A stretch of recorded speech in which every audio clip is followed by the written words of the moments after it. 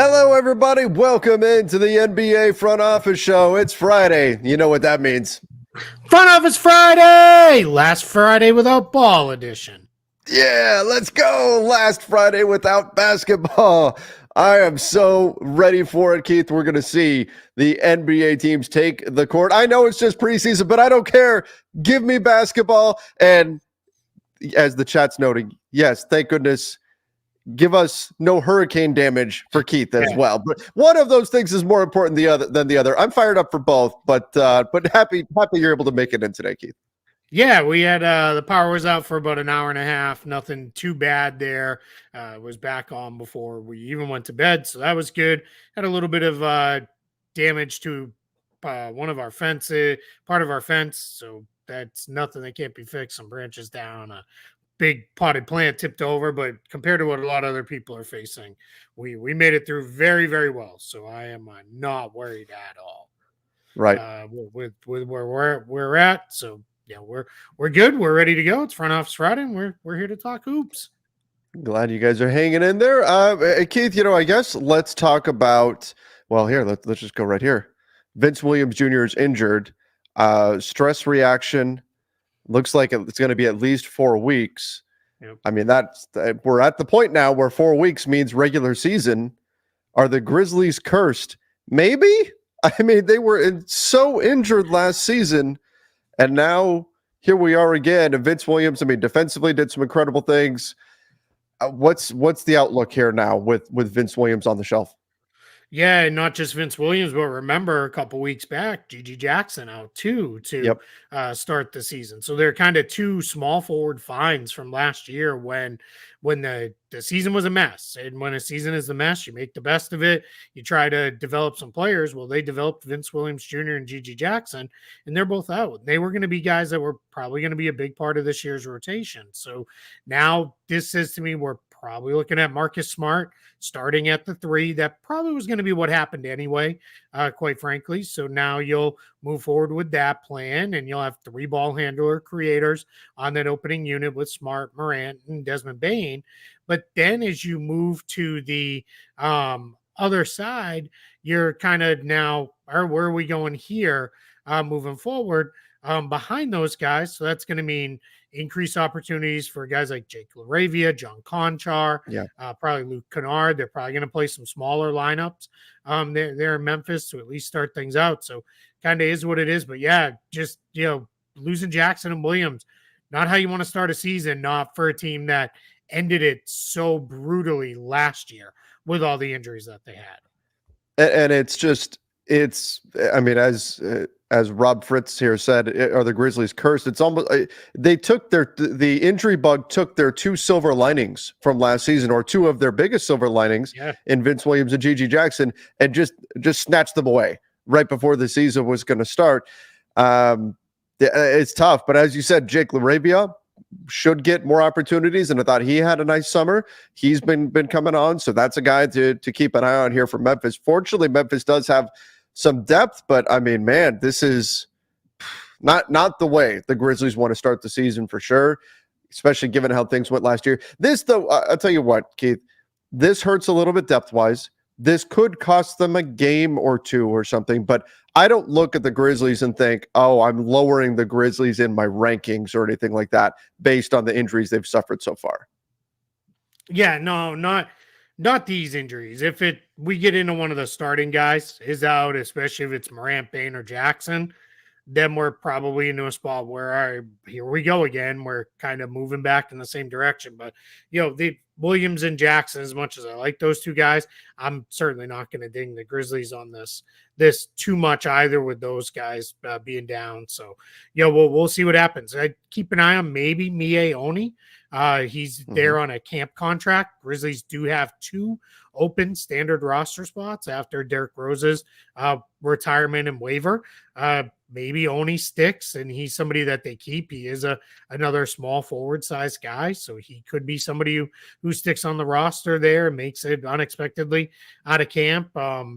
It wouldn't do a whole lot to convert Scottie Pippen Jr. or Cam Spencer or sign Markelle Fultz. Those guys are all guards, so that's not going to solve that. I do think one of them may definitely get signed. That's certainly true, but I don't know that that solves this particular issue for now. So we're going to see. Yeah, with Memphis, I think we're in a spot where, all right, now we keep an eye on it and maybe a trade or something like that down the line. I think we're back into a place. Brian K brought up here. Maybe Jalen Wells. Yeah, he's pretty raw rookie, but I like Jalen Wells a lot. He's somebody I saw him when I was watching other players leading up to the draft, and he kind of popped. So I spent a little bit of time on him very late in the draft process and came away liking him. And he played pretty well in summer league, I thought, too. So another guy who maybe could get a chance. Memphis has a track record.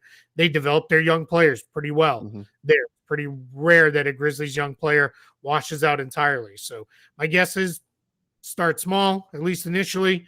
Jake Laravia, John Conchar, Luke Kennard. That's where we kind of go for the initial, and then we kind of see where they build it out from there. I think it's always funny when we're looking at the ESPN depth chart here. They're just random things wind up on there, like John Conchar as the 4th string point guard yeah. for the Grizzlies. Just you wind up with some random stuff. But anyway, hopefully, yeah. I mean, Vince Williams Jr. as the backup power forward, like no, sure, like that's right. Brandon Clark, like yeah, weird. Yep. Some randomness, but it gets thrown in there. But the bottom line, the Grizzlies have some concerns. Yeah, Michael asked Brandon Clark still injured. No, he came back at the end of last season, that was important because now he gets to do the whole summer and start camp fully ready to go. There's no question of, all right, I'm working my way back or anything like that. He got a chance to play a little bit last year, and off they went. All right. I've got a few people in the chat asking, are we normally going live this early, especially those that are on the West Coast? Sometimes it's usually either noon Eastern time or 1 o'clock Eastern time is usually what we shoot for our Front Office Friday. It depends on what we have going on over the course of the day and all of that kind of determines it. But yeah, this is usually I guess this is the earlier of the 2 time slots I think we tend to do. But we don't have like a set time for Fridays that we go every Friday because, again, stuff comes up and we have to kind of have a little bit of flexibility built in there. Yeah, for sure. Let's do a little bit of front office show news because that's kind of a nice little segue there. And it's good news. No, we're not going anywhere. Show's not ending. We're not moving on. We didn't get to finally decide this Celtics Lakers stuff was too much between us, so we're calling it off. We're not doing that.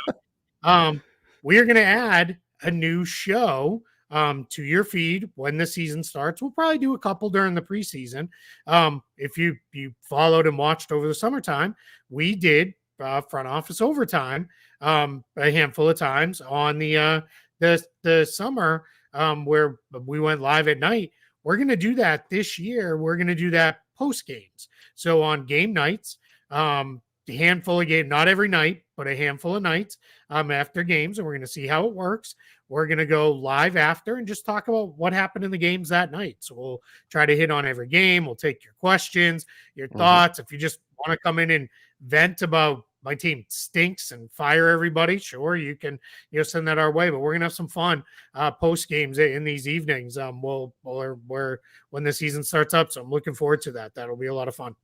Yeah, that's going to be a blast. Can't wait for that. Of course, again, it's not going to be every night. We'll let everybody know when we're going to do it. There'll be nights where I've got Lakers games or Keith has Celtics games, and we're figuring things out and all of that. But we are going to start incorporating that. We'll have some nights where we can come in as the games are ending, or perhaps right after games are ending, depending on how the NBA schedule looks, and we'll break down what's happened over the course of the evening, and that's going to be a lot of fun. So I'm excited for that. Front office overtime.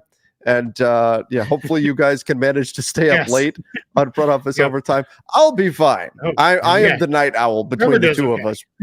But Keith, and that's why I said we may be live during, like, if there's a Kings Clippers game or something like that, and it's not ending, we may start the show. We may start the show before that's. Yeah, and we're not going to do it like playback style and do a watch along. It's just going to be like we've done, much like this format here, where it'll be, we're going to go and people want to stop in. And if we can, maybe we'll bring some guests on, if people are available to jump on and have some fun. So yeah, it's going to be something new we're going to try and have time. Michael asked over under 20 times a year, bet the over heavy on that one. Is that the chair? Yeah, that's the chair I watch most of the games in. Oh yeah. Okay. Yeah. No, I zonk out in there pretty often.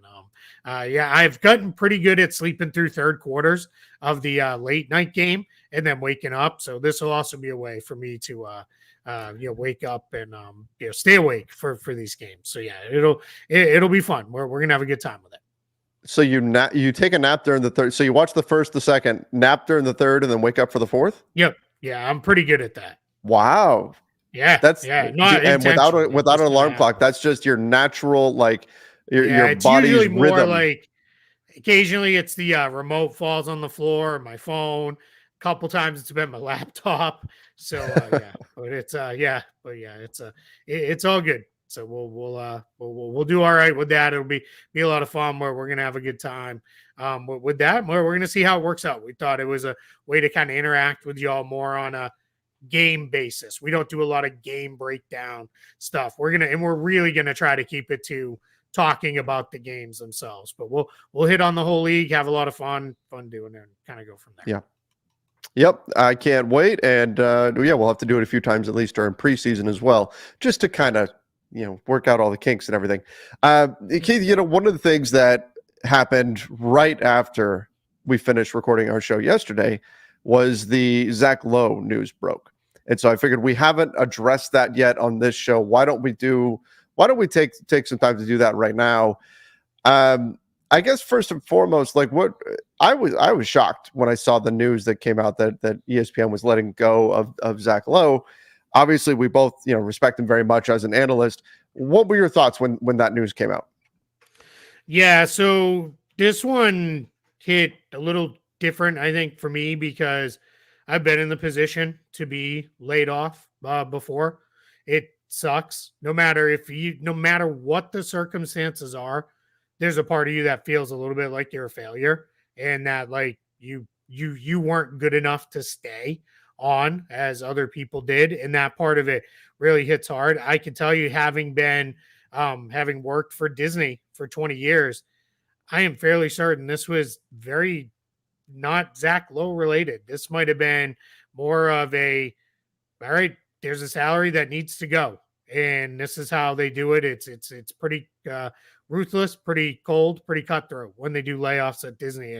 And Zack is the one that means the most to us because we read and follow and we've interacted with him for years. But the reality is Disney laid off over 300 people company wide in the last week. So Zack was just one of them. He's obviously one of the more forward facing people with their NBA coverage. And then when you get to the basketball part of it, just sucks. Like his column, they changed it from 10 things to like however many things he wrote about last year. And that's been one of my favorites to read for years, going back to when he was with Grantland. I love his podcast.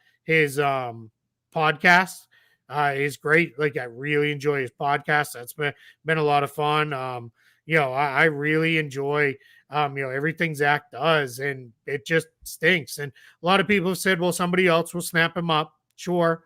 But there's within all this stuff, the way the business works, there was some form of severance given. There's probably some form of no compete in there where if he goes and takes another job, he gives up whatever the severance was. I don't begin to know those details, but yeah, it really stinks. Like it really is just, it's just rough. And it could mean we don't see Zack for a little bit, covering the NBA, and that's a loss for all of us. Yeah, absolutely. I agree with everything you said there. He did such a great job, just bringing the game to life and revealing so many incredible details. And we were just talking about the other day about how in all of Zack's pieces, like it'll be on a totally different topic or it'll be kind of like an aside, and he'll throw in something that's just a bombshell. He's talking about the screen navigation of player X, and suddenly he mentions, and this team has been interested in trading for him, and you're like, wait, what? Because that has a major domino effect. He was so good at just sprinkling in all that kind of stuff. What do you think this means of the bigger picture for sports media? Because I know the salary I'm sure had a lot to do with it, but ESPN loses JJ Redick, they lose Woj, and now Zack Lowe. And a lot of people throw that into contrast with who it is that's staying and the style of analyst that's staying. and thinking that maybe is sending a message. How much of it is salary related compared to how much of it you think this is a message for about what they are going towards as a company in terms of what type of analysis they're going to be providing? Yeah, just knowing the way Disney works as a company, I am guessing this was mostly salary driven versus decision to that have been made on the way they're going to cover the NBA.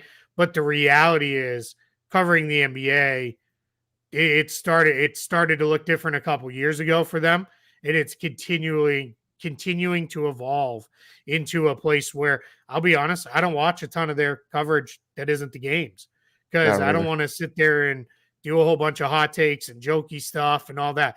I like having fun as much as the next guy. Yeah, I mean, God, I wore We a have freaking scheduled bike nonsense here helmet, and after all. yeah, and I wore two kitchen aprons over the summertime to have a little bit of fun talking about the salary cap and all that stuff. So I love having fun, but it's just when it's just a bunch of people, it feels like most of the ESPN coverage is turning into, let's talk about the same five teams over and over again. Yes, the two teams we both love are part of those five, but the reality is it's a 30-team league. Zach was always good about covering everybody. Most of their TV shows are, yeah, we're going to talk about, what does this mean? We're going to get 10 Lakers related trade pieces before we get a single piece about, what else could the Thunder do? I mean, that's Sure. now I get it. Part of that is you and I both know, you write anything about the Lakers or you talk about the Lakers, it does numbers because they're the Lakers. Same with the Knicks, same with the Mm-hmm. Celtics, handful of other teams. I don't like the whole just everybody just yelling nonsense stuff. Like that just Oh, drives yeah. me crazy. And it feels like that's where they're leaning more to is that. But I also understand you and I, everybody who's probably tuned in watching here on a Friday afternoon live with us, they would rather talk about basketball than a bunch of, silly stuff.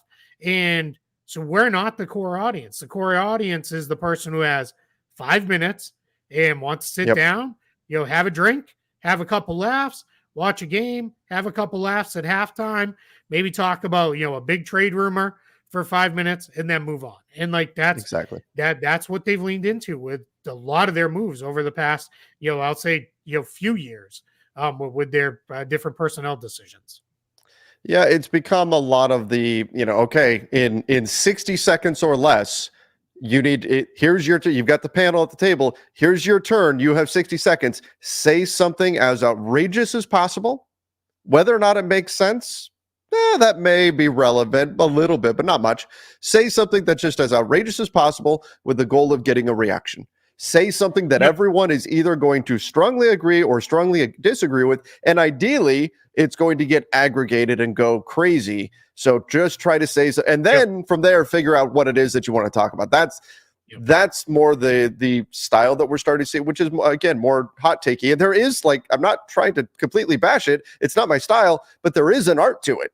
There is something to it. There is something that is difficult about doing that kind of stuff. But again, that's not my personal cup of tea, and that's same with you, and that's also for viewers of this show. But I think part of why we get people tuning in here and why you're starting to see more people that are really into basketball that are turning away and looking towards alternative places, and that's in part helping us and new media and things like that. So Sure.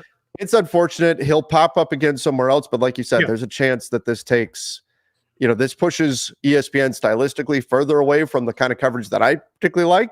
Again, that I may not be I'm probably not in the majority there, but it's also the potential that we don't see Zach for a little bit because, like you said, there could very well, without knowing for sure, there could be a no compete in there. And that would certainly be unfortunate if we don't see Zach for this season.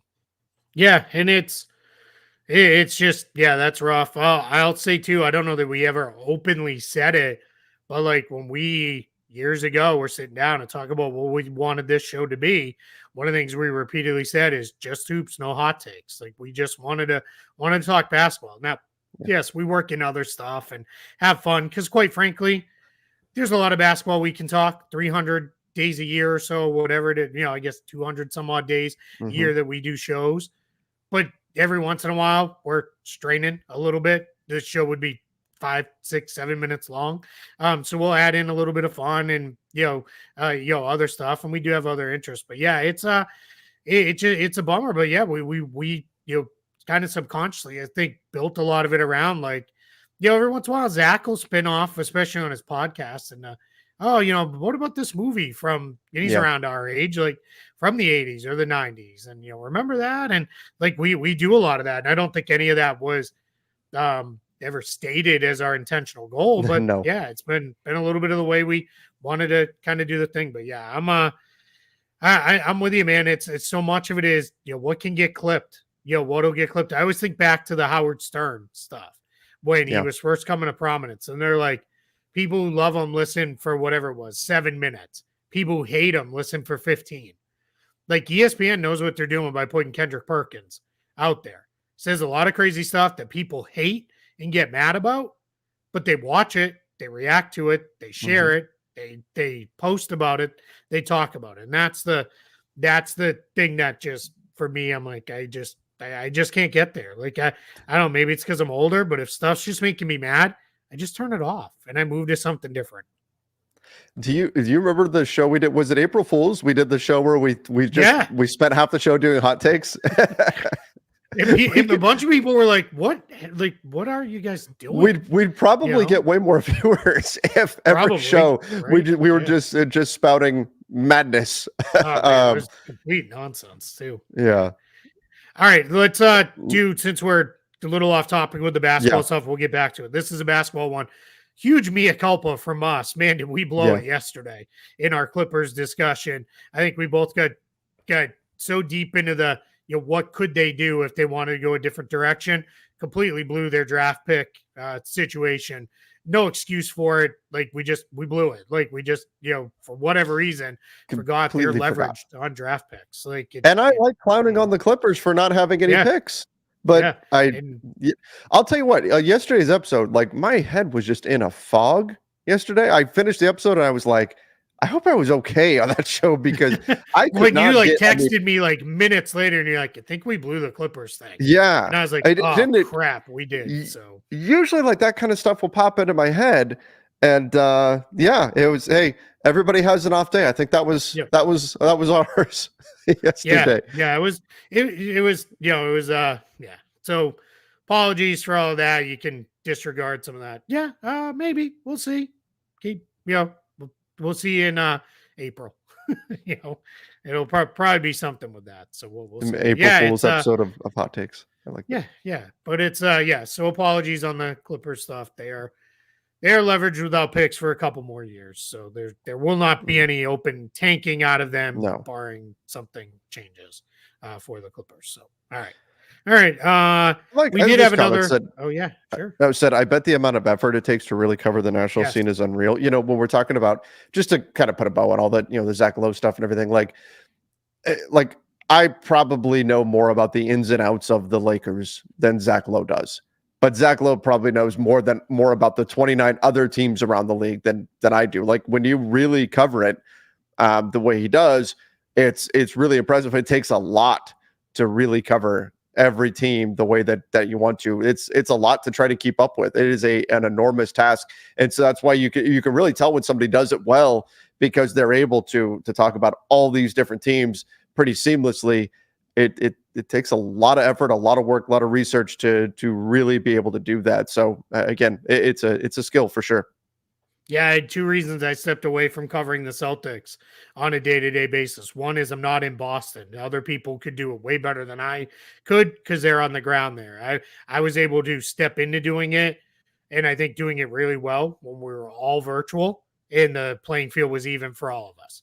Once we went back to the regular world, there's people who can do it better. The other thing was I wanted to cover the whole rest of the league. And when you commit yourself to, I'm going to watch the whole game of 82 games a year of this one team, and then also try to cover the rest of the league, you're going to struggle with it to some extent. So that's why I stepped away, because I wanted to do the rest of the league better, and it also fit with other things I wanted to do too.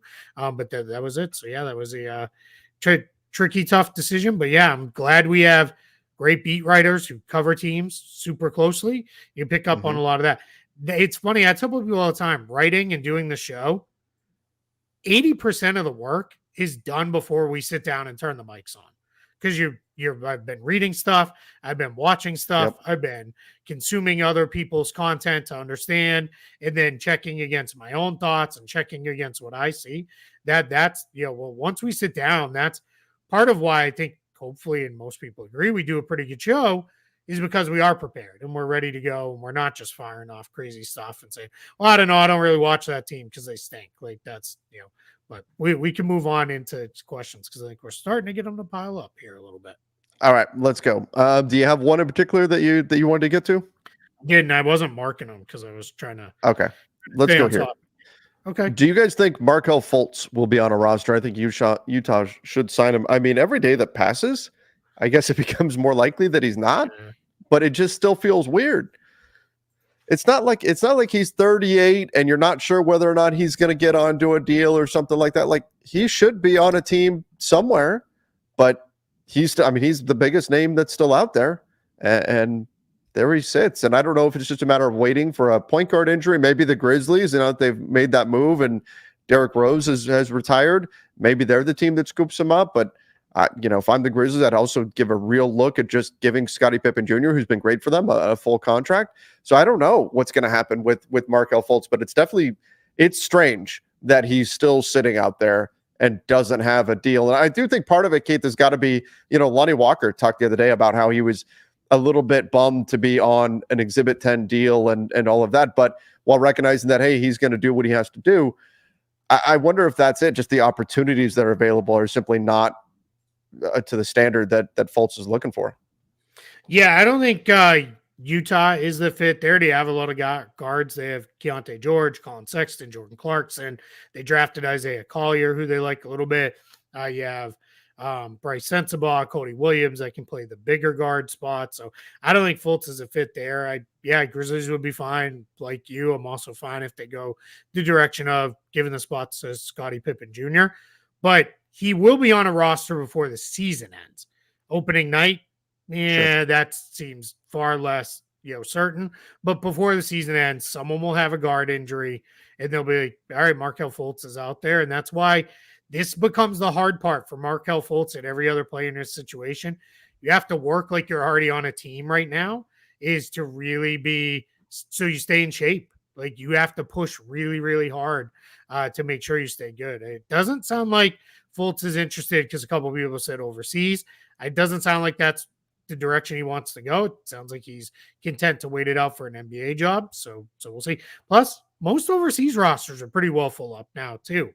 Most of those teams, it's more they're looking for bench fillers. They're in kind of the same boat that the NBA is, and any serious money overseas is already gone. Yeah, right, exactly. Okay, so let's go here. The new CBA seems to have made trade restrictions so bad that now teams are waiting, I think, till the trade deadline where they can use exceptions in trades now. Well, I mean, I think there's two things there. The trade restrictions, that was my concern with the CBA when it came out was, oh my God. I mean, just go back and look at how many trades that have happened over the last few years that could not take place in today's environment, in today's CBA. And that was concerning to me, that in an NBA where the 24/7 news cycle, 365, is a benefit to the league, to restrict trades the way that it does was concerning. And I knew that some GMs would be able to figure out ways around it, adapt and overcome and do all of that, but that it still would be perhaps a concern. So there's one thing, but then the other thing, being able to use the exceptions in the trade. So when we look at like the mid-level exception, I just mentioned Lonnie Walker. I think there was a domino effect that we saw this summer where some guys either we wound up having to take deals that they wouldn't normally. You look at Tyus Jones on a minimum, Gary Trent Jr. on a minimum, Taurean Prince on a minimum. There were others, but those are the types of guys that probably would have benefited had teams been thinking, okay, we've got this mid-level exception. We need to spend it right now this summer instead of, well, we have a mid-level exception, but we can use it as a trade exception too. So maybe let's just hold on to it until the trade deadline. I think there was a domino effect of that new feature that I think it squeezed some players this summer in free agency. Yeah, for sure. We've definitely got players who are, or excuse me, teams rather, who are holding on to those because they can now use them in trade. So yeah, it's plus that plus just being a little more cautious. Everybody thinks the cap went up and the cap is going to go up, up, up. So why are we not seeing more spending? A lot of these teams are already at the tax. We're at half the league, more than half the league is already over or at the luxury tax line. Like when I say at, like they're within like one more veteran minimum signing of that. I think we're at it's like 17 or 18 teams are in that position where they're already over right there. So that means you're not going to see those teams go out and use the bigger exception, especially until they know we get into January, February, and they're like, all right, we're pretty good. Now we'll use it. We'll fill out our last roster spot. We'll go get somebody. We'll figure it out that way because nobody wants to pay a tax for a team they're uncertain of. I went and flagged a whole bunch of. I've got that. I saw the. Let's do the Killian Hayes one. Is Killian Hayes on the Nets roster or not? Well, if we go check with Spot Track, yes, he's on the roster. But Keith, they're not paying him any money. What's going on there? He doesn't have a cap hit. That's what that is. He's on an Exhibit 10 contract. So no Exhibit 10 contracts for everybody who's wondering. So this is just good educational moment. I've probably already said it, but it's worth saying again. We're seeing a bunch of these guys get signed and then these guys get waived. Sometimes it's guy gets signed, gets waived later in the same day. These Exhibit 10 contracts by and large are to get players lined up for the G League. It's players teams are interested in and they like, so they're trying to get them to the G League. In the case of the Nets, they do have an open two-way spot, so guys may be in there kind of, hey, let's let a couple of these guys compete for a spot on a two-way contract. Maybe even the occasional team is, we've got an open roster spot on the end of the bench. Let's see, if somebody can pop through that way, but most of this is about the G League. So anytime you pull up Spot Track and you see a 0, that just means they're on an Exhibit 10 contract with no cap hit. And then they end up getting how that works is if they make the opening night roster, it converts to a 1-year league minimum contract. Right. All right. So there's the situation with Killian Hayes. Do Trevor and Keith play fantasy basketball? I have in the past. Yeah. I have in the past. I did not. Last season was the first season I did not, and I kind of regretted it. So I think I am going to be in a league this year. I play in 2 leagues. One's a league I've been in, since high school, with most of the same people. And then I play in another league that some people like suckered me into playing. But I will tell you guys, I'm like the worst fantasy basketball player. I usually draft a pretty good team, and then I am really good for the first month or two. And then I completely forget once the season is really cranking. And then it'll be like 3 weeks in a row. I'll forget to set lineups. I'll have guys out with injuries and people get really mad. And then like, what are you doing? Like, you're the NBA guy. Like, why are you not, filling out a lineup? So yeah, I am not a great fantasy basketball player by any means. You would think, given the how much attention we pay to the NBA, that we'd be pretty good at it. The problem is you have to pay attention to fantasy stuff a lot. And that's the same thing with me. My attention starts to wane. That's why, like fantasy baseball, I have a weekly lineup set. And so it's just, okay, I set my lineup. And then if I can't pay attention to everything, but with a lot of fantasy basketball leagues, some have weekly lineups, depends on the league you're in. But a lot of them, like, you have to move players night in, night out, and there's games every night. It gets to be a lot to keep up with, but it's a lot of fun too. If you've got time to really be into it. It's part of the reason too why like fantasy football is so big, because not only does the game translate to fantasy sports very, very well because of all the stoppages and everything, but you only have to pay attention a couple of nights a week. Yeah. And that makes it a lot easier too for people time-wise. Basketball, you have to be a bit more locked in.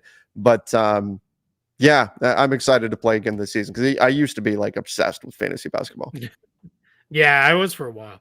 Cam Thomas and Josh Giddey. There's my advice. Go get those two guys. They're going to fill up box scores every night. For sure.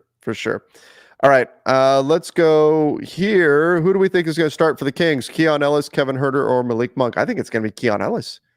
I think they lean into the defense. That's my thought. It could be any. I think Malik Monk is most well suited to be the sixth man off the bench and be in that role.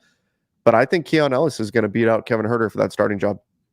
Yeah, I think Monk definitely comes off the bench. I think he's awesome in that role. That doesn't mean he's not a super important player. He's still going to play 30 minutes a night. I'm in that role. I just think that's been really good. Plus, then he kind of also can be their pseudo backup point guard too, because they gave him the ball a lot when De'Aaron Fox was off the floor. Because Davion Mitchell, for large chunks of last year, didn't play. He was out of the rotation for big chunks. So Malik Monk essentially functioned as the backup combo guard. So yeah, so I'm with you. That comes down to Ellis and Herter. It really, for me, is, do you want more shooting on the floor? And is Herter back to being that guy again? Or do you want more defense on the floor? If you want more defense, you go with Ellis. If you want more shooting, go with Kevin Herter.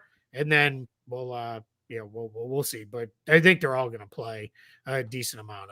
Mike Brown really liked Keon Ellis quite a bit last year. So you got to pull this one up very quickly. Joey Morales, he's very good about this every week. Like spike, Let's go. Let's get Let's get a like spike going, so we can get this video out there more. Let the algorithm consume it and get it out there to more people. For sure. All right, let's go here. Matthew said, I don't get the Pistons signing Stevens. 3 and 4 was the one place where they have the most depth. Tobias, it's a weird. Why is Tobias Harris on this roster? It's strange. It's strange. Simone Fontecchio. Lamar Stevens. That was a Pistons signed him the other day. Yes, right. So it's a yeah. I mean, this is. I don't. Is he actually going to make the team? He might. He's one of JB Bickerstaff's guys, right? JB Bickerstaff had him in Cleveland. We often see coaches go back to the guys they know and trust. Put them out there. They've got a ton of young forwards and wings. So let him go out there and make those guys work. If nothing else, you've got a month that he can really kind of make, push those guys. Are the Pistons at a point where that should even matter? I mean, like, it has to matter to a degree, I suppose. We've got too much of a logjam at this position or that position or whatever. Yeah, but aren't they really just? I just need the most talented players right now, and then we'll kind of sort everything out once we find guys that are going to stick. Yeah, I'm not worried about the logjam at all. Like, just you're piling up talent, you're taking bites of the apple, right? And if you draft 3 guys who are forwards in a row and 2 of them hit, great. Or if even only one of them really hits, then you're really in a good place. So yeah, I just go, and then a guy like Stevens, bring him in and let him push those guys, let him make those guys work, let them know, like, hey, Ron Holland, you were drafted highly. You're highly thought of, but I'm here now. I'm gonna guess Lamar Stevens is probably in like year 5 or 6 of his career. Like, and I'm here to make you work, right? I'm here to try to make you better, and those are always good guys to have on your team. For sure. Kevin complaining about ads. We don't control that. Yeah, I mean, we turned them on. But I mean, I even put them at like a low level so they wouldn't be very disruptive or whatever. Like, we do have to keep the lights on and everything. So, but I'm not hitting a button to say, put in an ad now. No, that's YouTube controls.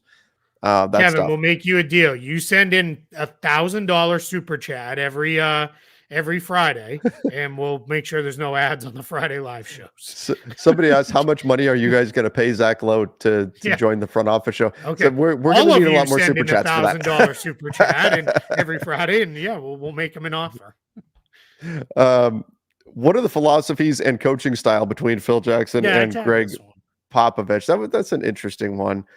One part is, I love this guy's name because it's Pikachu, and I saw a really funny thing today on Twitter, Facebook, somewhere, and it was what Pokemon players, and it was like Pikachu, and then it was like 4 other characters, and then it was like what parents see, and it was like Pikachu, then it was like blue Pikachu, green Pikachu, red Pikachu, and I was like, yeah, I'm totally in the second side. Like, I don't know any of those people, so yeah, I don't either. I don't either. It was after my time, I guess I should say.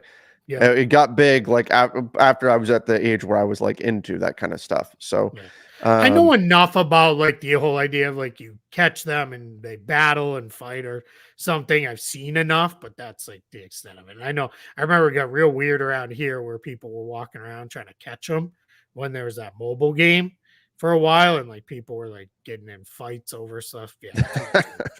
All right. Anyway, back to basketball.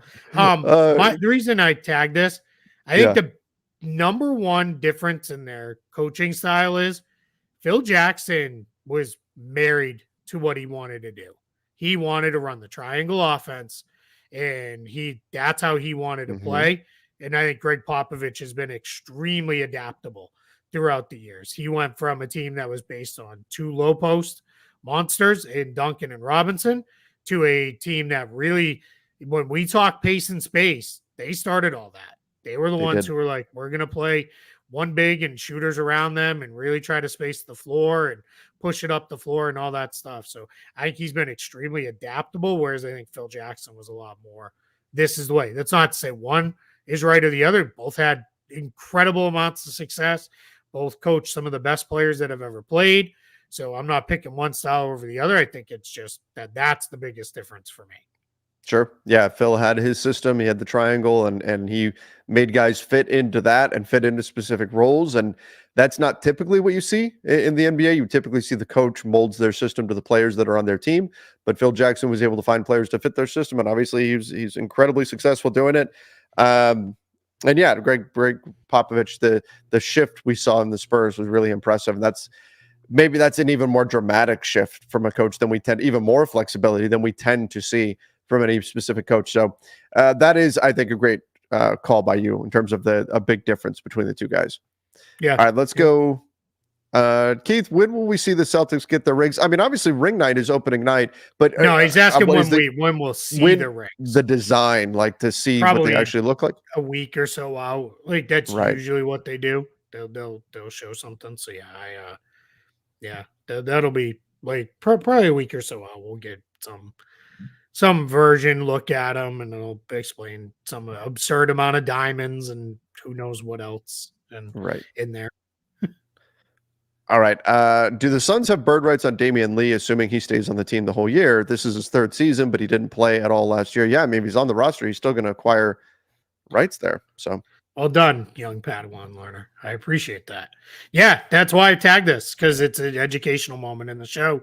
That's always something we appreciate. It doesn't matter if you played or not.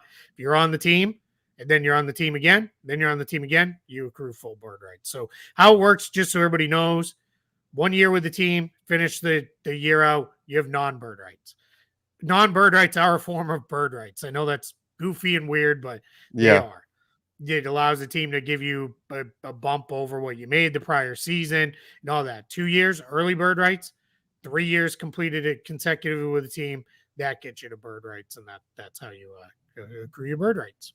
Yep, and that's what allows teams to exceed the cap in order to retain the player. Okay, let's go here. What are your expectations for the Hawks this year? Are they in a full rebuild? I don't think they're in a rebuild. No, because right now.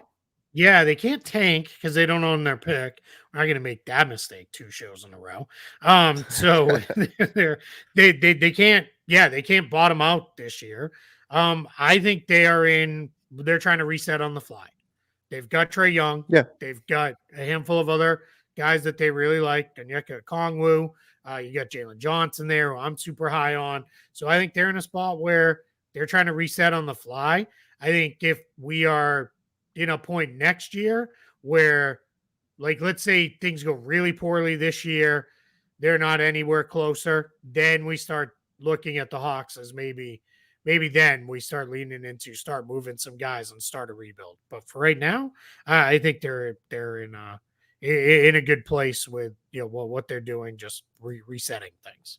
I mean, the guys that I'm keeping an eye on are DeAndre Hunter, Clint Capella. Does the arrival of Zach Sachet, does he, bump DeAndre Hunter out? Does he get? I mean, there's still some moves you can make to balance out this team, and maybe those will be made by the trade deadline. Maybe not. We'll see how that all plays out for them. But this is still. I mean, would you say this is a playoff caliber team in the East? I mean, certainly a play-in caliber team in the East.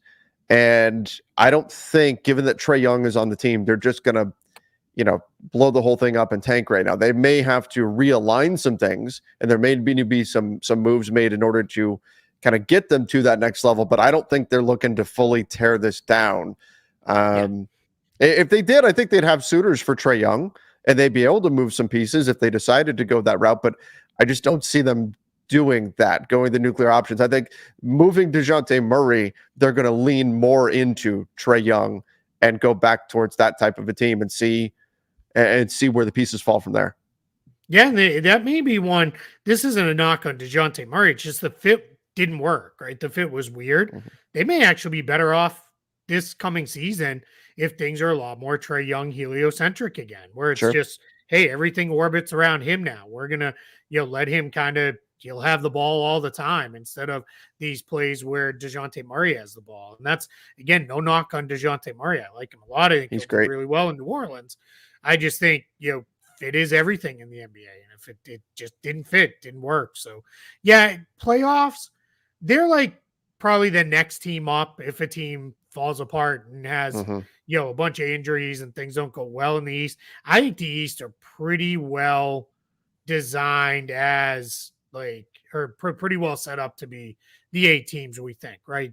Boston, Philly, Milwaukee, New York, Orlando, Cleveland, Indiana, and Miami. It's hard to see somebody cracking into that group without one of those teams having significant injuries and kind of taking a step back because of that. Sure. Yeah, agreed.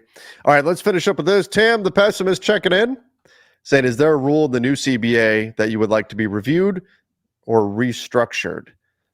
Yeah, do you have one off the top of your head? Yeah, I want them to change the first apron hard cap salary matching dollar for dollar. That's also mine. Yeah, it's too. They went too. I understand why they wanted to do that. If you want to have that as a second apron restriction, I don't have a problem because the second apron teams, again, we're trying to put some handcuffs on them.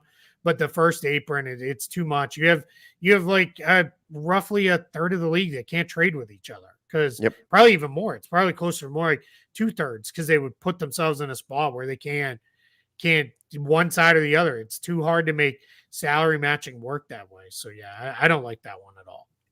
Because you've got where any team that's above that first apron, they have to send out more salary than they take in a trade, or it has to be dead even. And so if you have 2 teams that are above the first apron, well, they can't both send out more salary because that doesn't work. So now you have to loop in a third team, and it's very restrictive. So that's the thing I would change. I agree 100%. This should be a second tier apron restriction, not a first tier apron. And I know they don't want teams to be able to continue to absorb more salary, and they're a first tier apron team, but they just took back an extra $3 million in this trade or something like that. But again, I think you've overcorrected, and this is an NBA that thrives on player movement, that thrives on trades, on rumors, on all this sort of stuff. And I think they've gone too far to restrict that. And this, you have to be careful, right? When we're going in, let's say we want to correct again and fix it. You jerk the wheel one way, you go too far, you spin it back the other way too far, and you're fishtailing and you're going all over the place. And so you have to be careful. So I think a slight change would be in order. And that's just bumping that restriction from the first tier apron to the second tier apron. I think that makes total sense. And I think it would have the impact that you want without having too many unexpected consequences, because that's always a thing. We see stuff that happens that maybe the league wasn't anticipating. You do too much and you're going to wind up getting unintended consequences. So I do like the idea of just bump that from first tier to second tier and call it good. Yeah, I have reserved judgment on the vast majority of the things that came in this offseason because I want to see how it plays out. Like the whole can use exceptions as trade exceptions and those kind of things. I want to see what that looks like, right? And what does that actually look like versus teams using them as signing exceptions? So I have a very much a belief in you got to let some of this stuff play out because if we don't, we're never going to fully know. But that one, I 100% believe that I've already seen enough. You went too far. Another change. This isn't a new CBA thing. We got to tweak the Exhibit 10 process. This is stupid that we have to sign these guys and waive them. And then immediately waive them. You should be able to just say, hey, I'm signing the guy using Exhibit 10 language. But if he goes to the G League for 60 days, he gets the money. Like this whole creating a whole nother set of transactions it's just a lot to, quite frankly, and maybe I'm alone here on this island because I have to keep up with all of it for Spot Track, but right. I don't know. It just seems a little silly to do. And also nothing still stops the team. If you want to bring 5 guys in and let them compete in battle for real roster spots, great, do that. You can still Right. do that. I think if it's truly for the G League, just let them sign them to that deal for the G League. Agreed, 100%. And that's part of that is it's you, right? Because because you have to deal with all those transactions coming through. So that's part of it. But I also think, casual has become a derogatory term. And the NBA and all sports leagues care very much about casual fans. And there's nothing wrong with being a casual fan. I know most people watching and listening to this show are probably not casual fans. You're probably the diehards if you're in here. But when the Exhibit 10 guys come in and it gets announced, Team X has signed player Y, I see so many people get so confused by it. But this team doesn't have a roster spot. But they already have 4 point guards. Why are you signing this guy? And it just creates a lot of confusion. I think that there'd be a way to make it so that's not, in terms of what gets presented publicly, so confusing, because that is literally what gets issued in the press releases coming from the teams is Team X has signed player Y, terms not disclosed. And we all know that it's got to be an Exhibit 10 deal. They don't have a roster spot. But to a lot of fans that aren't following this stuff as much, it's like, whoa, my team signed a guy. But wait, how is this happening? Why is this happening? It winds up, you just create this kind of mass confusion over it. So, and maybe I shouldn't be complaining about that, because that's Keith. That's where you and I jump in and we said, well, no, this is what this is, and I guess it's job security for us in that way. Yeah, I try not to complain too much about transactional stuff that keeps me employed. But it's just you would simplify the process. The other side of that too is people will be like, oh man, I love this guy. He went to the same college I did, or I thought he was awesome at summer league, and this is great. We have him, and then because every once in a while, I'll be the one who breaks one of those signings, and then the next day I'm breaking, and the team has waived him, and they're like, you just said they signed him yesterday. Why'd they already waive him? What did he do? Right? Because everything has to go to the most I get that too. Thing happened, and it's like, oh my gosh, no, this is the process. What did he punch the coach? What happened? Right? Yeah. I mean, every once in a while, I wish that was the story. We'd have done something crazy to talk about with this. Well, PJ Carlissimo doesn't. These are all. This is just a process thing. It's just the way it works, and it's stuff I think could make a little bit better. But there it is. Yep. Step down off my soapbox now and let everybody move about their day. I think we should let's head off to the weekend with that. I did see this question: what 5 teams have the bleakest future for the next 5 to 8 years? But I don't want to go into a negative. We'll see that. Let's address that for next week. Sure. Because I've got some ideas for something we could do with that. But all that being said, I appreciate everybody for joining. Yes, BC said nobody watches a show like this if they're casual. Yes, that's probably true. I mean, it'd be nice if they would. You guys got to tell more people. Like and share the show. The education side. Let's go. Hey, cut clips of this. And, when we say things completely wrong, like the Clippers have their own draft picks, you can, these stupid idiots, So, which, guys, we saw your comments. If you missed it earlier, we apologize. We blew it. That was our fault. But there's no, Trevor doesn't like the Clippers. I get called a Clippers hater, and that's weird. I don't think they're going to be very good this year. I saw that. That was weird. And most of my I picked them to go to the finals is more tongue in cheek. It's just funny, than anything else. But I certainly don't hate them. I picked them to go to the finals 3 years in a row. I think somebody commented that Keith is going to pick the Clippers to go to the finals. I was I'm finally off that. That's not going to happen. But but we'll head in with a nice positive attitude. And thanks for everybody for joining us, hanging out. And we're next Friday we're gonna have to figure out timing a little bit because we got a game at noon Eastern. So let's go. So we'll figure all that out. Might be a little earlier than usual. Maybe a little later. We'll figure it all out. So excited. So excited. All right, everybody. Appreciate all of you for joining. Hope you have a fantastic weekend. Till next time. See ya and stay safe.